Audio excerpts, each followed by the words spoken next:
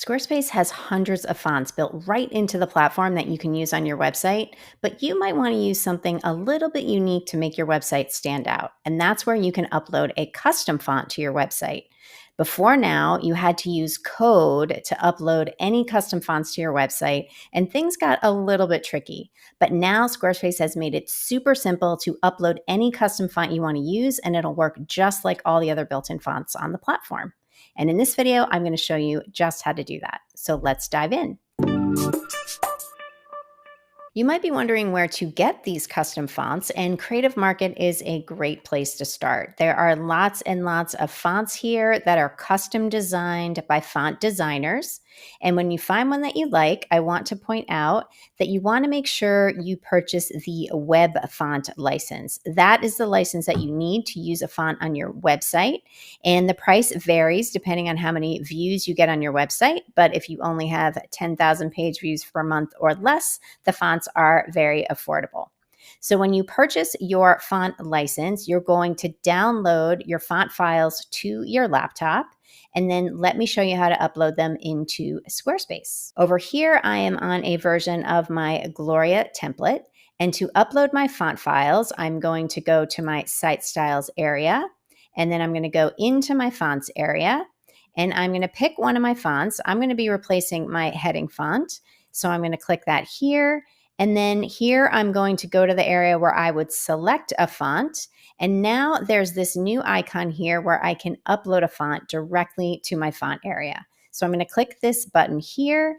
And now I can either drag and drop my files here, or I can search for them on my laptop. Notice that there are a variety of font files that you can use for your custom fonts.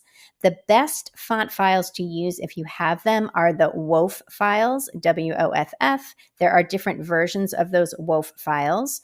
Those are the files that are best optimized for use on the web. They compress more, so they are faster and they render better on your website. But if you don't have the WOFF files, you can also use the OTF or TTF file types. If you download just a free custom font, you may not have the WOFF files, and the other files will work fine.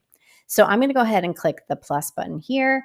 Now you can see that I actually had a variety of files that came with my free font download for this bespoke serif font. I have the WOFF file type, so that's great, but the font comes with a bunch of different files for different font weights. So I'm going to start with regular and see how I like that font weight. And now it's uploaded to the site, and I can see it's the regular font weight of 400.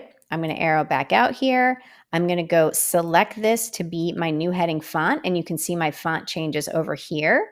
And if I close out of this, you can see that the only weight option I have here is 400. So I can't see if I like it in a lighter weight. In order to get a lighter weight, I'm going to hop back in here. And I'm now going to upload another file, and I'm going to try the lightweight. Now it's uploaded the lightweight font. I can see it's 300, so that's a different weight. Now I can arrow back out and see if I like the 300 weight better, which I do. I prefer this lighter weight. Once you decide which font weight you want to use, you want to clean up and remove any files you're not using, because they're just going to slow down your website. So I'm going to go back in here where I have the uploaded files. I'm going to click Manage. And now I'm going to remove the 400 file because I'm not using it. And I'm going to go with the light 300. Now, if I wanted to use 400 in another place on my website, I could certainly keep that file there. Now, I've got this font that's now available to use anywhere that I select a font on my website. So for example, I've got my heading font set. I could go ahead and use this also for my paragraphs. It's right there as a font that I can pick. I'm not going to do that. But I can choose that anywhere else I can select a font on my website. So I could go into Assign Styles, and maybe I wanted to change my header button to be this new custom font. So I could switch from Proxima Nova to Bespoke Serif, and now it's changed the font on my buttons. It's just like having a built-in font once you have uploaded it to your website. So much easier than it used to be. So that is how you can upload a custom font to your website now without any code. Hopefully you found this video helpful. If you liked it, go ahead and click the thumbs up and subscribe to my channel, and good luck on all of your website adventures.